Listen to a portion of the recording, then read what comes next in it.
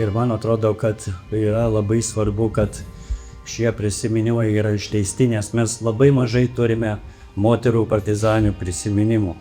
Tai čia vienas iš tokių nedaugelių, kurie dabar yra paskelbti. Ir apskritai, jeigu kalbėti apie moterų vaidmenį partizaninėme judėjime, tai tik tai galbūt tik keli metai, kai pastarieji metai mes jau pradedame tyrinėti moterų vaidmenį partizaninėme judėjime ir jų reikšmę. Jos buvo drąsios bendražygės, ne tik tai buitį tvarkė partizanų būrių, bet buvo ir ryšininkės, ir žvalgės, ir kai kurios tiesiog dalyvavo kautynėse su priešais, su okupantais dėl Lietuvos laisvės. Žinot, man atrodo, kad turbūt esminis dalykas yra, kad kiekvienas Lietuvos pilietis, jisai turi pajusti, kad valstybė yra jo. Jisai gali pasijausti kaip karalius. Nes kada valstybė yra tavo, tu dedi visas pastangas, kad jinai išliktų, kad jinai veiktų efektyviai ir kad jinai darytų svarbius dalykus. Ne skubius dalykus, bet svarbius dalykus. Tai va, istorija nesikartoja, žmonės nesikeičia. Ane? Dėl to mes turime kaimyną, su kuriuo turėjome šimtus įvairiausių susirėmimų ir jeigu mes galvojam, kad tai pasikeis, ne, tai nepasikeis. Kol mes jį turėsim, mes visada privalome būti pasiruošę. Tai labai gerai, kad mes galime prisiminti, ką rašo tuo metu kovojo žmonės ir esminis dalykas yra prabusti ir eiti ruoštis. Kada tu esi pasiruošęs, tau niekas nėra baisu. Kai rašiau apie Vanagą, tai mačiau, kad vis tiek trūksta antrosios pusės. Aišku, koncentravomės tos istorijos tyrimuose apie vieną žmogų, bet visada greta buvo ir antras žmogus, partizanai Vanagas ir Vanda. Aš manau, kad sudarė tą duetą, kurį perkasti ir KGB buvo sudėtingas riešutas. Tas jų šeiminiais ryšys parodė didelę stiprybę. Stiprybę žmonių, kurie net ir sudėtingom sąlygom sugeba apginti vienas kitą. Vanagui, aišku, teko gerokai daugiau paaukoti ir gyvybę, šiuo atveju siekiant apginti savo šeimą. Nes kai tyrinėjau, mačiau, kaip jisai kalbasi su KGB tardytojais ir tie ne visai suprato, net nepagavo, ko gero, iki galo tos minties, kad Vanagas ir toj vietoj davė tik tai, kiek galėjo gauti grąžos iš jų pačių. Pavyzdžiui, paskutinį pasimatymą su dukra prieš mirties bausmę. Ir šitoj vietoje aš manau, kad būtent šitoj knygoje dabar mes pamatysim ir antrą pusę.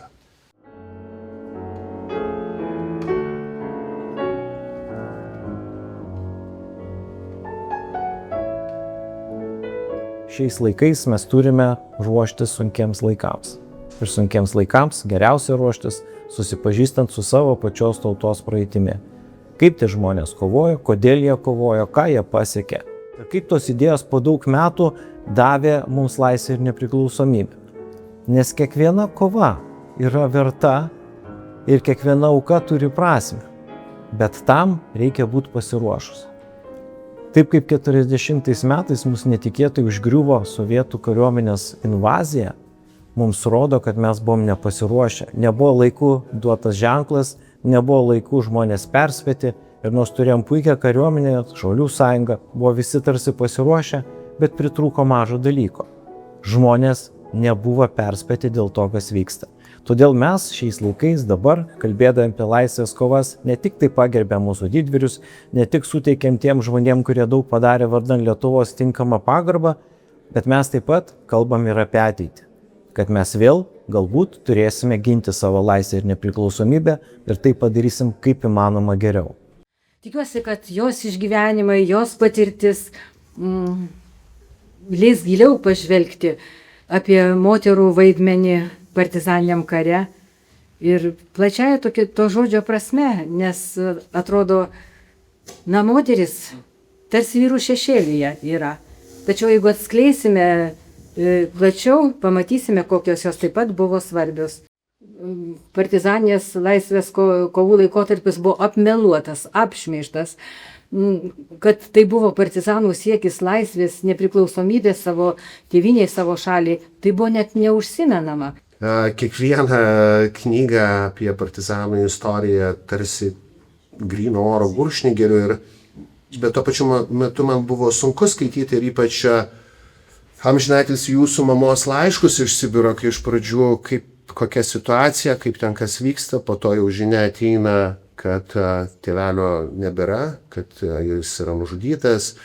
Ir tie laiškai, berods 5 ar 6 yra įdėti į knygą. Tie laiškai yra rašyti tėvelio seseriai. Jinai taip pat buvo, jų šeima nukentėjusi, ištremti buvo. Ir jinai susirašinėjo su ją ir nusako, kaip jinai išgyvena, kad jinai išgyvena ne viena, ten politinės kalinės, jos ten susirenka, kalba rožančių ir jinai kažkaip atsiveria ten. Ir aš galvoju, taip priėmiau tokį sprendimą, sudarydama tą knygą, kad verta tuos laiškus įdėti, kad suprasti galėtume plačiau, kiek okupantai padarė mūsų šaliai skausmo, kiek blogio atnešė, kiek reikėjo pergyventi ir kaip tie žmonės buvo pasiryžę, kaip ir mano mama, kad nepalūžo, kad ir sunkiausiomis sąlygomis niekada nepasigailėjo savo pasirinkto laisvės kovos kelio, nesuabejojo jo teisingų pasirinkimų.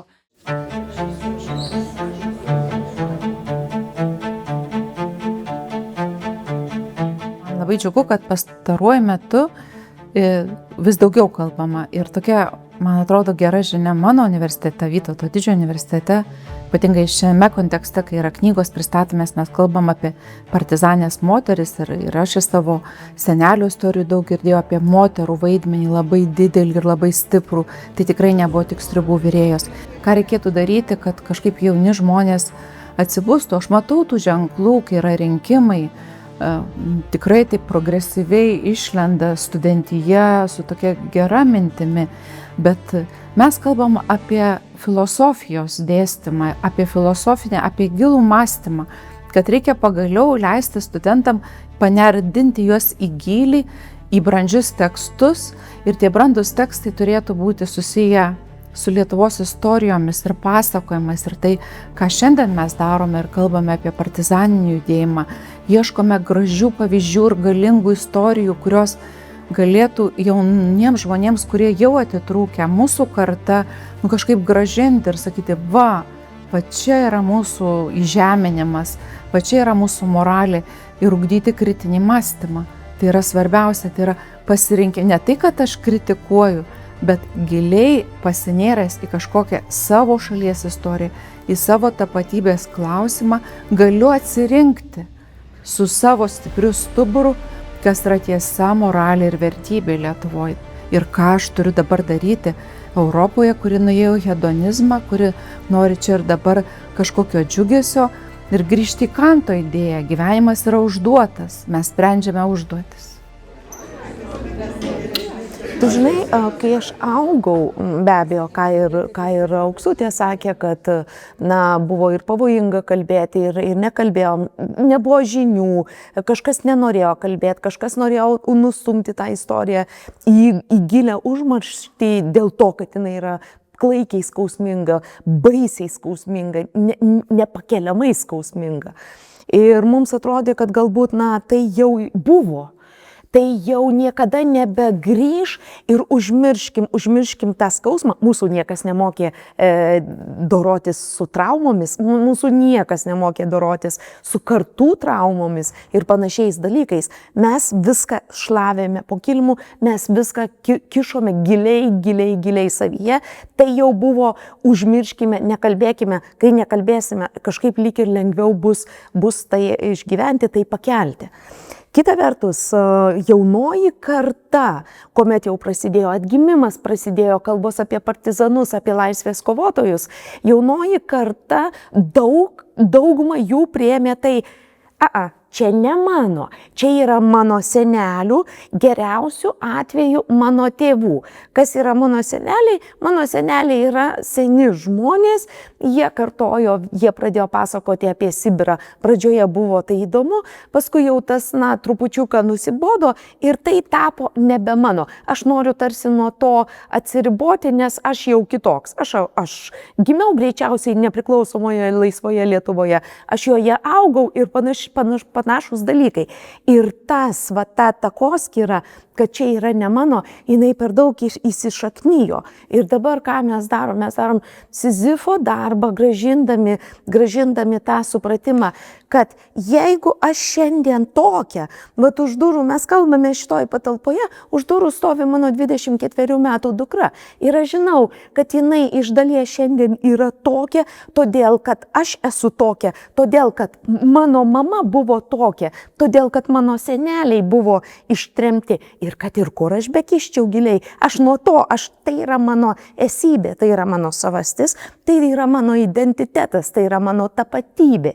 Ir tam, kad aš suprasčiau savo vaiką, aš negaliu atskirti tą istoriją nuo mano ištremtų senelių, nuo mano daužytų iki aklumo prosenelių. Visas tai eina iš kartos į kartą. Ir mes dar, tokie, vis dėlto 35 metai, tai yra labai mažai. Mes esam kaip valstybė paaugliukai, jau dar net ne paaugliai, o paaugliukai, kurie dar vis lyg ir maištauja, norim čia atsiskirti. Ir tas supratimas, kad mes negalim atsiskirti, kad aš esu mano mama, kad aš esu mano seneliai, kad aš esu Sibiras, kad aš esu mano sudaužyti proseneliai ir panašiai, ir kad tai yra ir mano dukra. Šitas supratimas mes einam labai sunku kelią, jį grąžindami į mūsų sąmonės, į mūsų supratimą. Ir tai yra, tai yra didžiulis darbas. Mes to neturėjom kaip kitos vakarų tautos, kurios turėjo tą kelią nepertraukiamą, kur nebūtinai reikėjo slėpti ar bandyti ištrinti kartų istorijas. Taip, partizanų istorijos yra bandomos, ar ištrintos kartų istorijos. Mes visą tai turim grąžinti. Ir 35 metai aš išmokau, mane Ukrainos karas išmoko būti atlaidesnė ir aš suprantu, kad mes dabar turim turėti be galo daug kantrybės ir tą tiesiog, kaip tu sakei, kartojimo nebus per daug, mes turim kartoti, kol tai taps mūsų savasties dalimi.